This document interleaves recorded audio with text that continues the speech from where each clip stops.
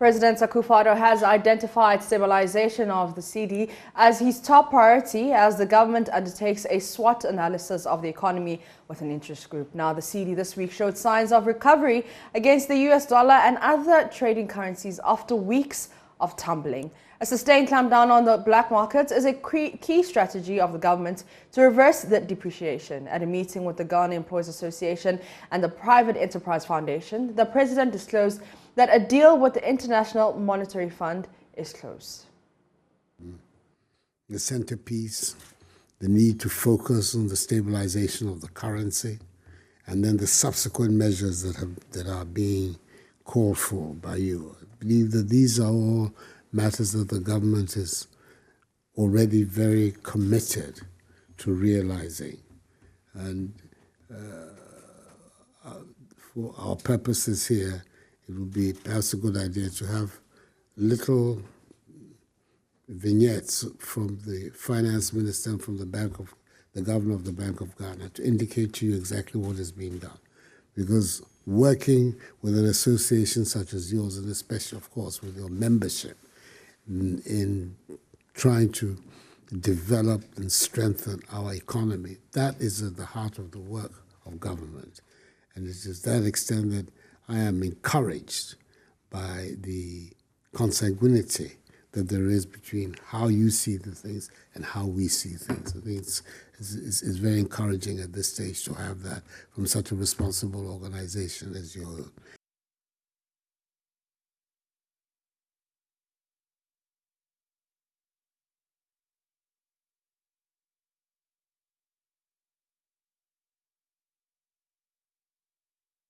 President of the Ghana Employees Association, Daniel Achimpong, pledged the support of his members to help government resuscitate the economy.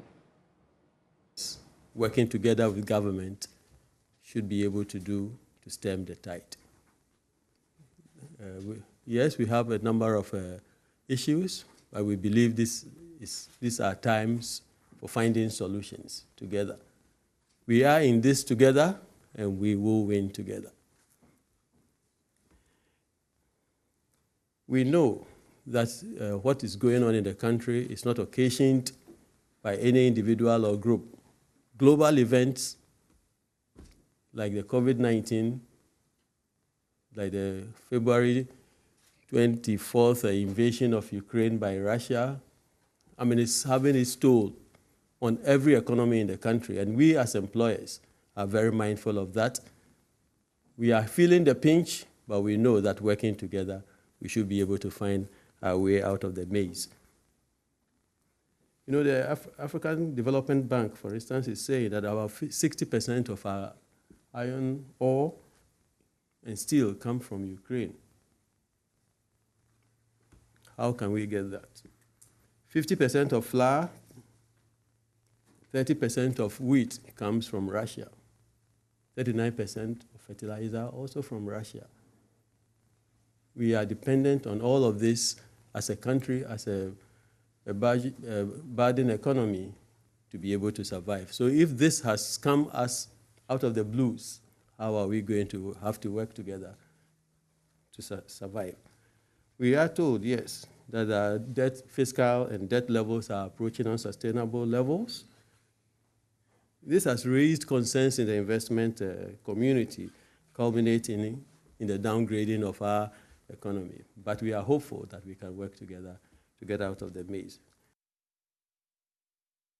President Akufo-Addo is unhappy with the lack of progress by the security agencies in identifying the culprits responsible for the murder of journalist Ahmed Swaleh. He's equally not happy the motive for the killing has yet to be established. Ahmed Hussein Swaleh, who was with the Tiger Eye Private Investigations, was murdered by a known assailant in his vehicle on January 16, 2019 at Medina. He was part of a team of undercover journalists led by renowned investigative journalist Anas Arimayao Anas, and 3 years on, the suspects are yet to be picked. President of the Ghana Journalists Association, Albert Kwabena appealed to the president to protect journalists during a call at the Jubilee House, while President Akufo-Addo has stated that the safety of journalists in Ghana must be second and that he will not, under any circumstances, condone attacks on any media practitioner in the country, including those who abuse him. can mean very little if systematically journalists are always afraid for themselves by what they say. Unfortunately for us, despite the very widespread efforts made by the police and the CID, we still have not been able to lay hands on the perpetrators of Swale's death. It's unfortunate. And so even though he's a journalist, we still really don't know why he was killed, whether it was because of the work he was doing or other matters. Yeah, because, I mean, each one of us, if you're a politician and somehow or other something unfortunate happens to you, it doesn't automatically mean that it's because of your work as a politician. It can come out of your private life. And that is why the inability to find out, to find the perpetrators of Swale's death continues to be a problem, especially in terms of our image as far as press freedom is concerned. But the safety of journalists in Ghana has to be considered sacrosanct. Sacrosanct from members of the community, sacrosanct from agencies of the state. And we must live in a country where journalists have to feel safe to go about their work. Because the work they do for the country and for the community is extremely important. Ghana is currently ranked 60th in the world from initial 30th position, the country's lowest in nearly 2 decades. The country also recorded its worst ranking on the African continent this year, moving from 3rd to 10th in Africa. But this is a surprise to President Akufo-Addo. I've always said that I prefer to have the kind of press we have in Ghana now, which is very active, very vital. I'm very surprised to hear that there is a deep devaluation of press freedom in Ghana. When you look at the diversity of our press, when you look at its proliferation all over the country, the media outlets in Ghana. I don't know that there are too many countries on the African continent that have such a widespread proliferation of independent media outlets as Ghana. So to see that there are these specific issues, but if it is that it is about the condition of journalists, well, I can understand it, because journalists in our country, we know notoriously, have not been well paid. And that's all of us, our collective responsibility. But I want to be very unequivocal about the safety of journalists. I don't condone any attacks on any journalist. Even those who abuse me, I do not condone any attacks on them. And I think this is a matter that all of us should commit ourselves to. This afternoon, Speaker of Parliament Alban Bagwan has admitted a motion of censure filed by minority MPs seeking to remove embattled Finance Minister Ken Ofori-Atta. Now, the minority say Ken Ofori-Atta is incompetent and is to be blamed for the current economic woes of Ghanaians. Speaking exclusively to JoyNews, Minority Leader Haruna Jusu said they are hopeful by 10th November they can conclude processes to remove the Finance Minister. On a motion of censorship of the finance minister to seek parliamentary resolution for his censorship and consequent removal as Minister of Finance to save Ghana, to save the economy, to save businesses, to save the Ghanaian citizens who are going through excruciating hardship under his incompetent mismanagement and management of the Ghanaian economy. The motion has been admitted by Mr. Speaker, and therefore it will have to go through the requirement of the Constitution, notice for at least 7 days before we move the motion. So between now and 10th November, the Constitution requires that it is done within 14 days. The minority leader has also been criticizing the majority for accepting a request from the president to have the finance minister stay on until the 2023 budget is presented and an IMF deal concluded. In an unprecedented move, majority MPs called for the removal of Ken Ofori-Atta, and Haruna Jusu says more time won't save the finance minister.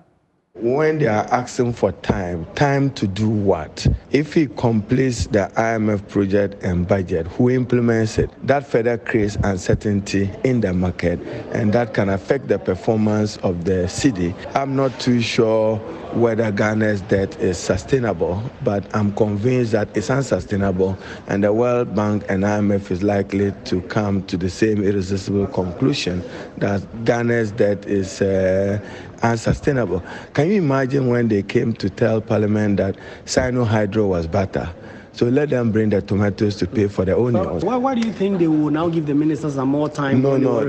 Even with more time, we want to know when he quits and when he leaves. When you say allow him to read budget, allow him to conclude IMF, and what happens afterwards?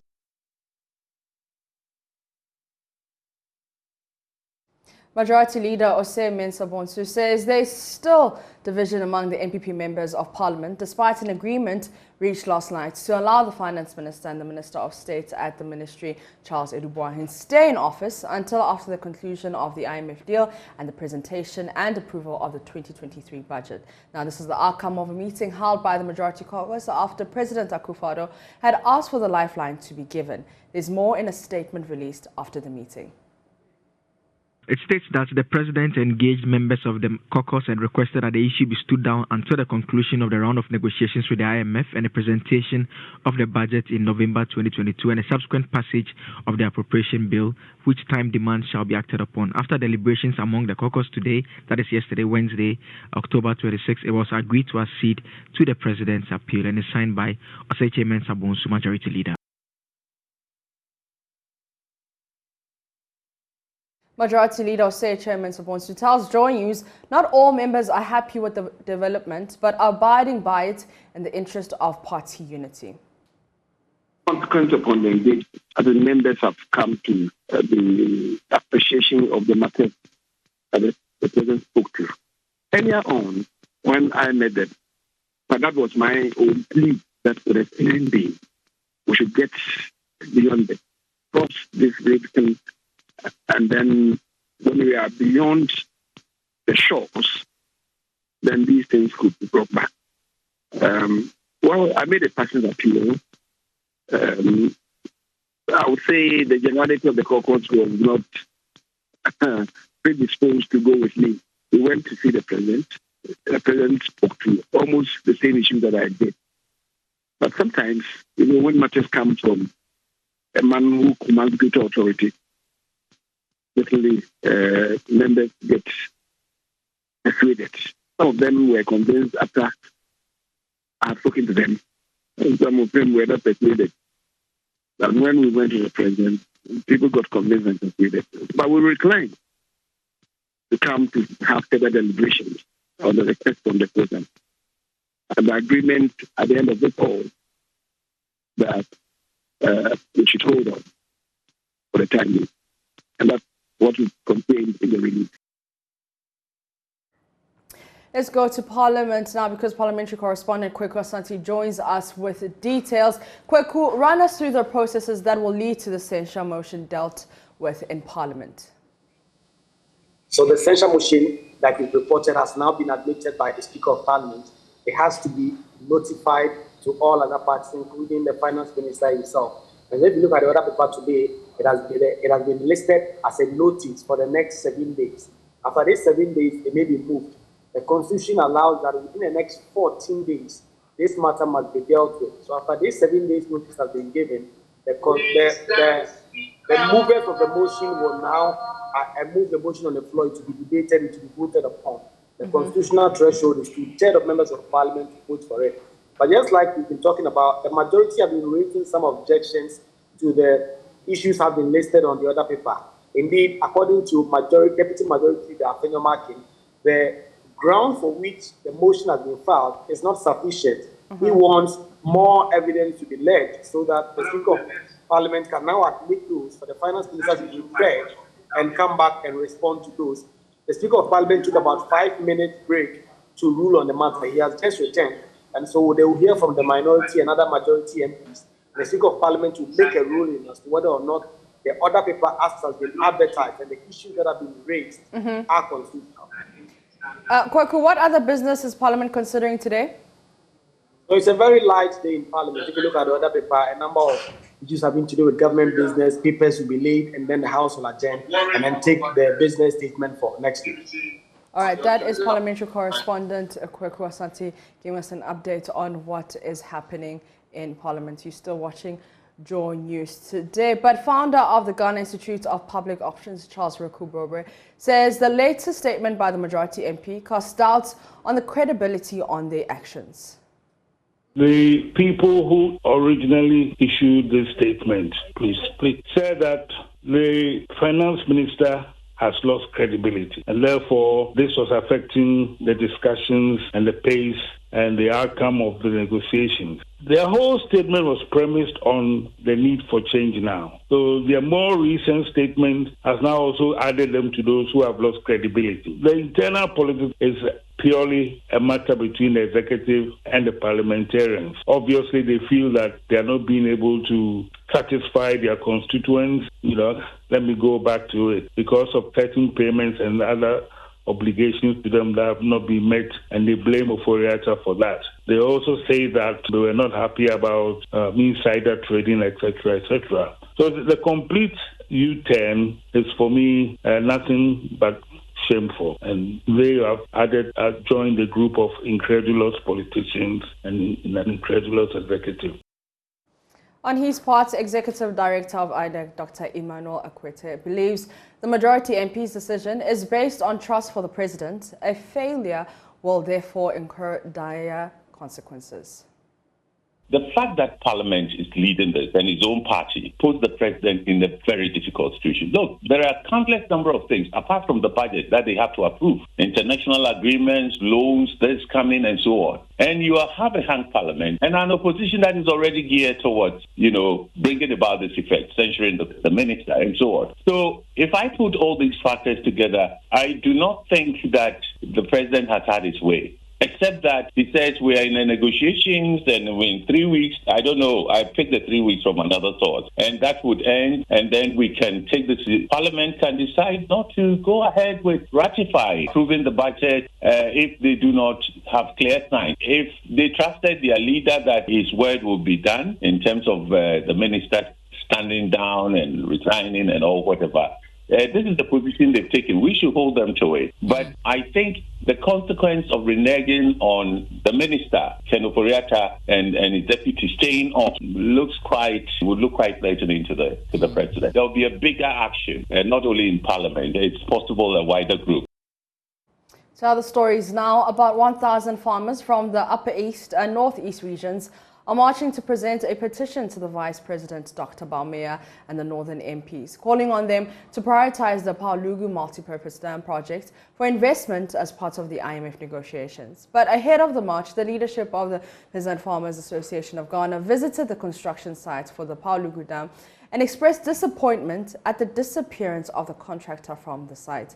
Executive Director of the Peasant Farmers Association, Dr. Charles Nyaba, says in addition to making similar discoveries as were found in the JoyNews documentary A Dam of Promises, they also discovered that the contractor had sold some of his belongings to the community members, an indication that he may not be returning to the site. I'm disappointed. I'm heartbroken. I'm sort of worse. You see, there was a little bit of hope in us when I didn't come to the site. But as you can see, the contractor has packed out of sight. And what is even making it more annoying and frightening is the fact that his tent that he brought here, the chippings that they bought, the sand that they bought, they sold everything to the community. The community members told us that people came to buy them. The community members, they sold it to them. Okay? They sold what? They sold the tents, they sold the sand, that these stones even lying there, they sold it. People are yet to come and fetch it. Okay? So what I know with government projects is that if government run out of funding, contractors leave site, anytime they are paid, they come to continue. But in this case, what has informed the contractor's decision to actually sell the tents that he came in to put up to use for work? And I'm tempted to believe that maybe government had truncated the project, but they are not telling us. So the march is now to bring the community members involved. We are not just leaving this project to only the politicians or only to our leaders.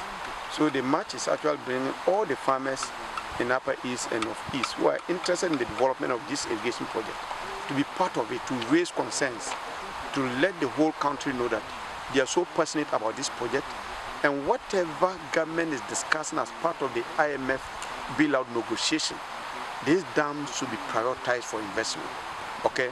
If IMF bailout will release government and give them opportunity to go in for loans, we want this dam to be number one in terms of infrastructure development in Northern Ghana. We will try all our best to engage the Vice President to understand whether this project that he initiated that we are so happy about, which is going to be a historic project because this 24,000 hectares, the highest irrigation dam we had in this country is 3,500 hectares. That's the Tono and then Pong irrigation project. So it is a reason why we those in this part of the country are so much in love with the Vice President. But I'm sure that at least given his interest for the development of Northern Ghana, he should be able to give us an idea whether we should be hoping for this project to continue or it has actually been abandoned. Let's go to the phone lines. Albert Sorry joins me with an update of the march. Albert, what can you tell us so far? Yes, so the march started about 30 minutes ago. It didn't start as early as the farmers had anticipated. And also, they were expecting around 1,000 farmers from the Upper East and North East regions to gather for this march. But one of the challenges they have had today is that it is harvesting season and a lot of their members are still on the farms. Nonetheless, about 200 farmers have turned up for this march. A lot of them in... It seems like we have lost our... Currently stopped of the overlord of the Mapitso kingdom just to seek his blessing before they continue the rest of the march. The Savannah Regional Coordinating Council. I've been talking to some of the farmers, and the major concern across all the people that we have spoken to is that this Kwalugo post dam is very important to peasant farmers, particularly because of issues of climate change. Rain have started reducing, and if this dam is eventually constructed, it is going to go a long way to help the ordinary Ghanaian farmer to have all year-round farming, and also it will boost their economic fortune. So the march is ongoing, and we'll bring the rest of the details as it goes on.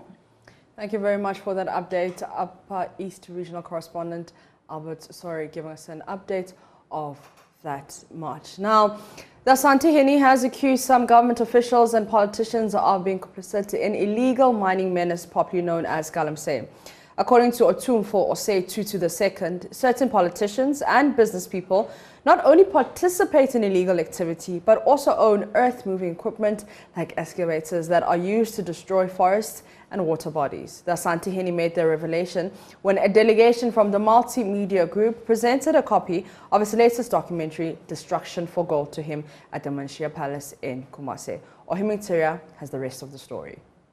The presentation of a copy of the Destruction for Gold documentary to the Asante Hene at the Manshia Palace is part of the No to Galamsey campaign by JoyNews in the fight against illegal mining.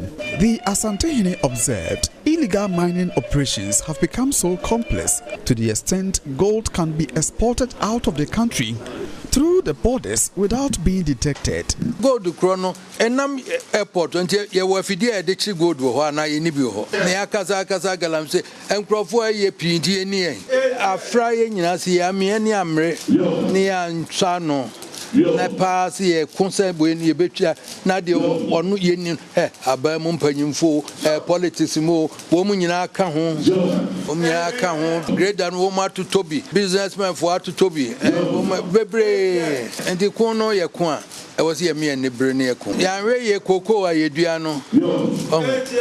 The bedroom baby, and I paid the corporate because sign I near Yabum T and Tobio. The multimedia group delegation was led by the general manager of the Kumasi Business Unit, Jim Agla. It included Kofi Adudumfe, the news editor, Erastus Asaridonko, who produced the documentary, and Ohimi Teria, an assistant editor. The Asantehene promised to watch the documentary and take necessary action afterwards. According to him, until the right people behind the illegality are targeted and dealt with, the fight against Galamsey would continue to be a mirage.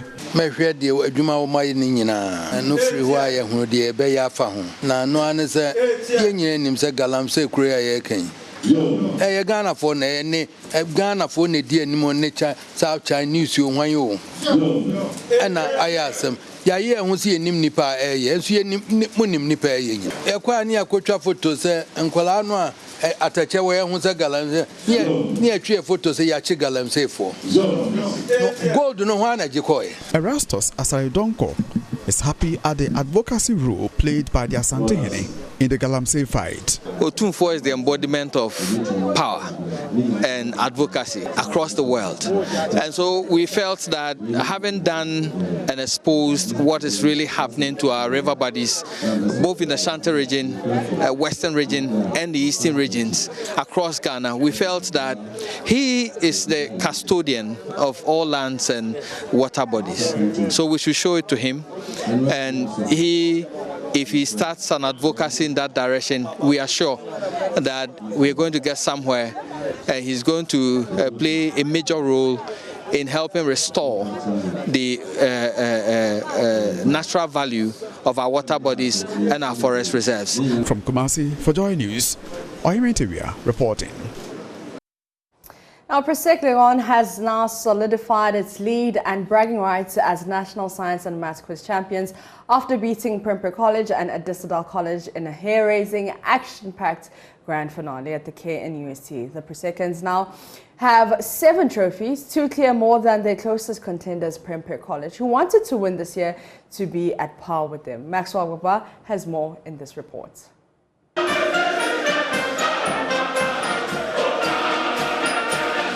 It was a close contest with Prempeh College leading with just 1 point at the end of round 1.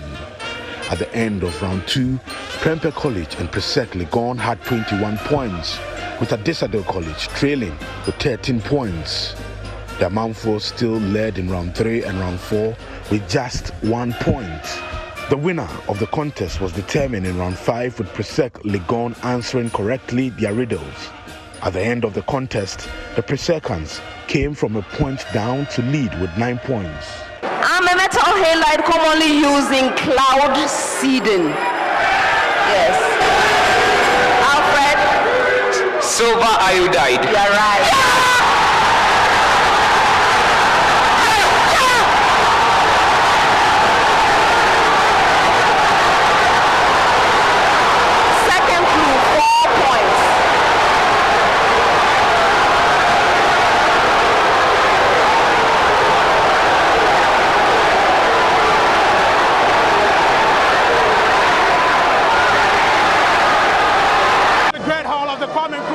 Of Science and Technology, Presbyterian Boys Secondary School, Presec Legon, now undisputed champions of the National Science and Maths Quiz. No school comes close now. They just won their 7th trophy, cementing their lead, extending their lead to 7 trophies. It is overwhelming. It is marvelous. It is fantastic, fantabulous, cocastic. What again? What again? I mean, I'm short of words. God, you saw how the contest went. And what does it tell you at the end? It tells you that indeed we are serving a living God. When things become so tough, so hard, that is when I told you our God becomes tougher. Yes. The toughness of our God is seen when the contest becomes tough. And that's what you saw today. To the 2022 National Science and Maths Quiz. Make some noise! Make some noise for Presbyterian Boys Secondary School!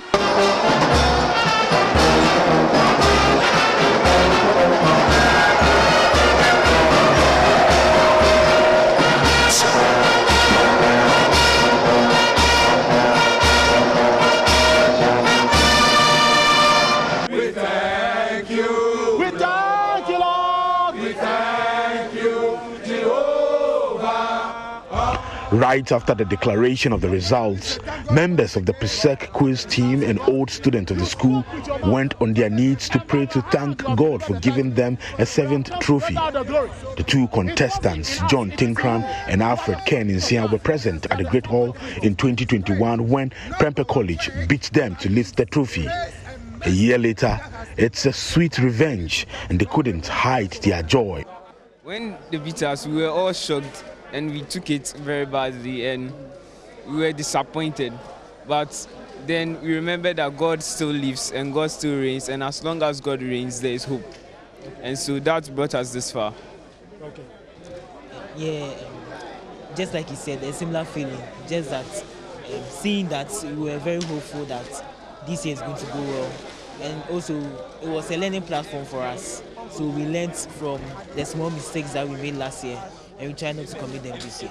It has been a long journey, but we have really proven that we are serving a living God. Mother of one of PSEC's contestants was seen moving and praying around the auditorium. She says it has been many years of hard work for her son, Alfred Ken Insia. When he was in the basic school, he started watching this contest with a grandmother. Really? The grandmother is a Presbyterian. Okay. So by default, he will always support PSEC. So it happened that he started building interest. And so he decided that when he grows up, he will enter PSEC. And the vision was that once I enter PSEC, I must join the quiz team. But how was he going to join? He entered PSEC. He called back home that there's going to be a series of tests. He started writing the test. He called back that by grace of God, he's been chosen, and so we started praying for him, supporting him every single way that we could. This story of God. This is a beautiful story, and it brings tears to my eyes. Yes, it's really a dream come true for my. I can't imagine his joy. It's a dream come true, and we give God the praise. Okay. What he dreamt has really come true. Yeah. Yes. Mommy, what's your name? I am Linda Laptio Kunsia, a pharmacist. Okay. Oh, a pharmacist. Huh, the apple does not fall far from the tree, huh? We have John Tinkran's father also here. I was supporting him spiritually, physically, emotionally, mentally, and everything. So always I used to tell him that the battle is still the Lord. And what we have seen today is that the Lord who started good works in his life has accomplished it. So finally, I want to give glory to God. I'm the president of the PSEC Global Old Boys Association. Yeah, we're going to win the trophy, and truly we've won it through the help of Almighty God. Okay. What does this victory mean to PSEC? Now you've won your 7th trophy. The second school is Prempeh College, still at 5. Well, I would say congratulations to my team. Prempeh College and Adisada have also done very well, and I also like to congratulate them as well, especially Prempeh College. They gave us a good challenge, but this means a lot to our school. What it means is that we are still #1 when it comes to SHS schools. Let us go. Let the story. How excited are you? Brother Charlie, I'm totally excited and elated. Of course, I can tell the brothers have done a great job. Our boys are really good. I mean, it was a really keen contest. I need to say kudos to the other schools as well, Adisado and Prempeh College. They give us a real tough battle, and we prevailed. Thank you. Congratulations. Yeah. Let's speak to the headmaster. I'm told it is his birthday today. What a special birthday gift. What is the feeling like for you? You can imagine. Extremely happy. I would need to give thanks to God. For PSEC as a mission school, everything is God. Our foundation is God. And our secret is God. So we thank God for this special day and for this special victory. The trophy is here, the number 7 is here. We really serve a living God. PSEC gone, and like I mentioned, the celebration is going to continue deep into the night. And even on this bus, this PSEC bus, we've got the trophies here. John Tinkran is here, so this is the 7th trophy for PSEC gone. John Tinkran, the contestant, to the one holding the trophy. I will not say they gave me the revenge. I will say the God that we serve is a God of vengeance, and he did what we knew he would do. And he did it in a grand way. I like that. He did it in a very, very grand way. The way they led, the way the Prempeh team led from round 1, then round 2 the scores were equal, then round 3 they were leading us at 1 point, true or false, same 1 point, and we blew their minds. Yeah. We indeed blew their minds, and I say we give thanks to God Most High, and I thank Alfred and John for allowing themselves to be used by God to glorify Himself.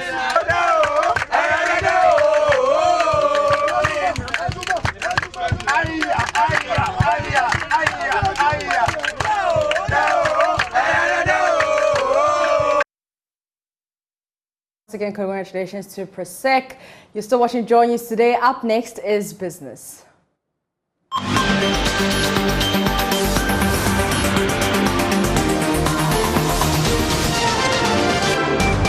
Hello, welcome to Business. My name is Darrell Kwao. President Akufo-Addo has said that government would not accept the activities of black market operators in determining forex prices, which he says is partly responsible for the depreciation of the cedi against major trading currencies.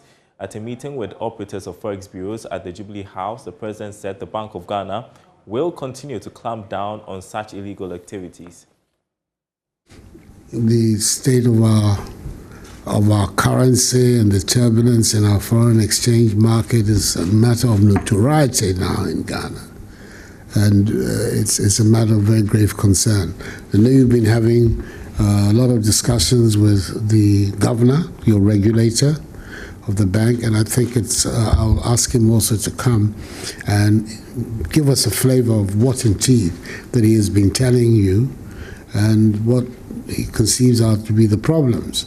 But one thing that I think is very important for us to address, the initial impulse, my understanding, the initial impulse for the creation of the forex bureaus was at the time when our economy was opening up and liberalizing, and trying to find a mechanism for putting an end to black market operations on our currency.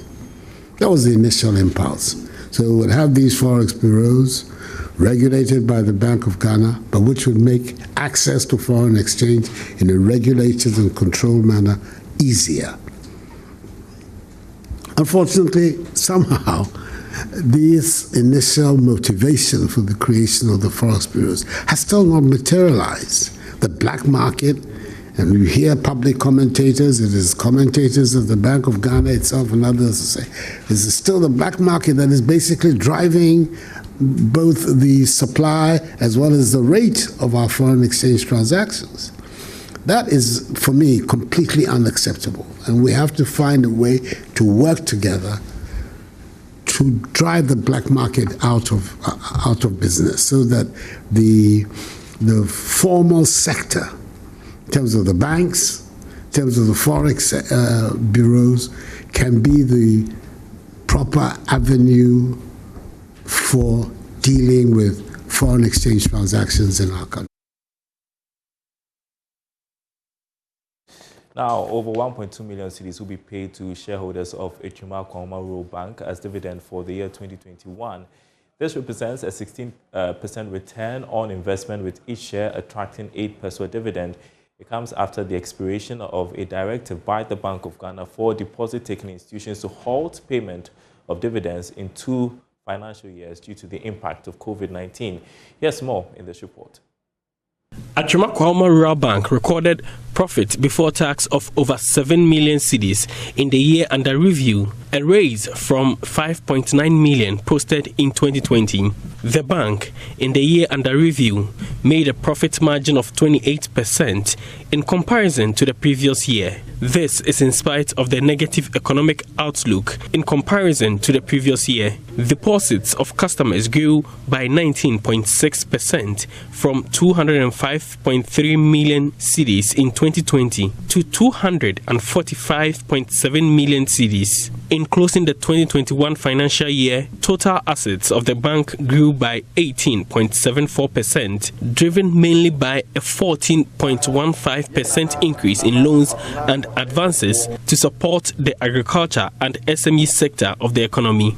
With stated capital of 3.4 million cedis, Managers of the bank assured they are sufficiently capitalized to make profit. Chief Executive Officer Samuel Bonsu-Seche wants customers to increase their investments to help increase profit margins. The way we operate, we make sure that we are always at maximum efficiency. For instance, in our staffing levels, we always operate at the optimal point. And when you operate like that, your profitability is surely going to go up. And then again, we encourage our staff to ensure that there's no wastage in the system. We build that culture in them. They know that the bank is a bank that rewards those who work hard. And so they work hard to make sure we make more, and then they also work hard to cut on wastage. And it has served us well over the years. We are continuing along those lines. Management of the bank says prudent strategies had to be adopted to keep the bank afloat despite economic challenges. Vice Chairman of the board, Amwa Afrifa, says management of the bank kept to its strategic plans. It based on the strategic issues that we discussed, that we planned for the past 5 years, which is ending December 2022. We thought it wise that it's very important to achieve the plans that was stated within the strategic. And another point is that due to the hard working of the staff. Meanwhile, some hard-working staff of the bank have been rewarded by the bank. For JoyNews, Nanaya Ojima, Kumasi. And that business sports is coming up next. To stay tuned.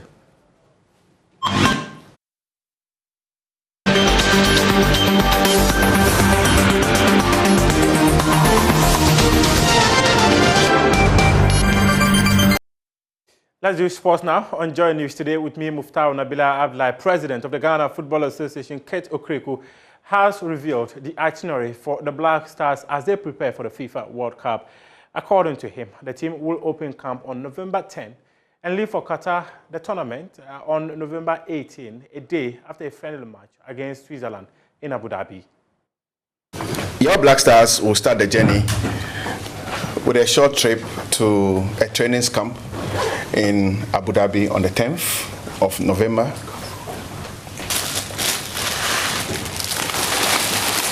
We expect the last batch of the playing body and technical team to arrive by the 14th, which is the deadline given to all clubs in the world to release the players. 10th November. On the 17th, we will play an international friendly against Switzerland in Abu Dhabi. And then on the 18th, we will depart finally to the tournament country or city, Doha. Mr. President, our opening game of the tournament on the 18th. On the 18th. Our first game of the World Cup will be against Portugal on the 24th of November. Mr. President, with your support, I believe that the team will be ready, and we are ready to make our nation great and strong. It is the fourth time Ghana will participate in a FIFA World Cup, but the first time it happened was in 2006, and one man who supervised that competition is Kwesi Nyantakyi. He says the negligence of an official of the association led to Laie Kingston's exclusion from the 2006 Black Stars World Cup squad.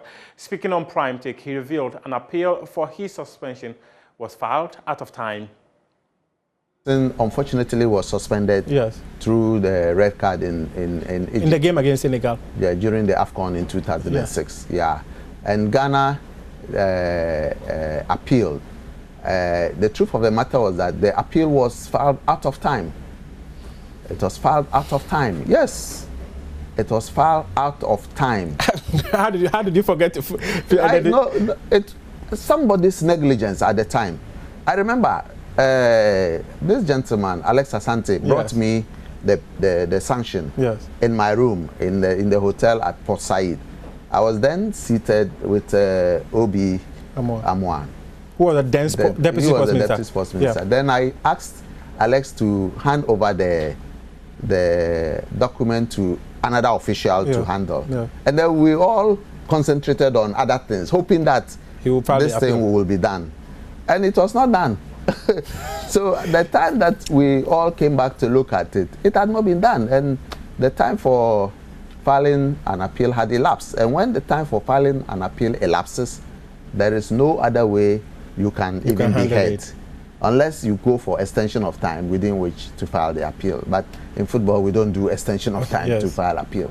So unfortunately, that's how Lai Yukinson didn't make it to the World Cup. It was a very painful experience for us.